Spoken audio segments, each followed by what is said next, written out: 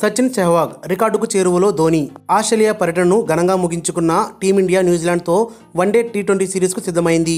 ఆస్ట్రేలియాపై one day series గెలవడంతో కీలక పాత్ర పోషించిన మాజీ కెప్టెన్ మహేంద్ర సింగ్ ధోనిపై అంచనాలు భారీగా పెరిగాయి. 3 వన్డేల్లో వరుసగా 3 అర్ధశతకాలు చేసి విమర్శకుల నోళ్లు మోయించారు. ఇదే ఊపుతో న్యూజిలాండ్ పర్యటనకు సిద్ధమయ్యారు. అయితే ధోనిని ఇప్పుడు మరో రికార్డు ఊరిస్తోంది.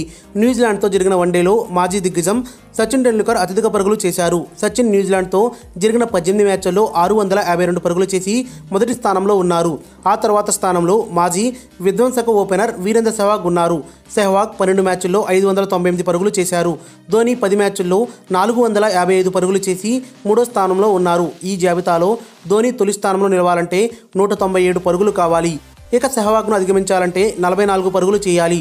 న్యూజిలాండ్తో వన్డే సిరీస్లో భాగంగా 3 వన్డేలు ఉన్న నేపథ్యంలో సచిన్ రికార్డును అందుకోలేకపోయినా సెహ్వాగ్ రికార్డును బద్దలు కొట్టే అవకాశాలు ఉన్నాయి. మరిన్ని అప్డేట్స్ కోసం మన ఛానల్ని సబ్స్క్రైబ్ చేయండి.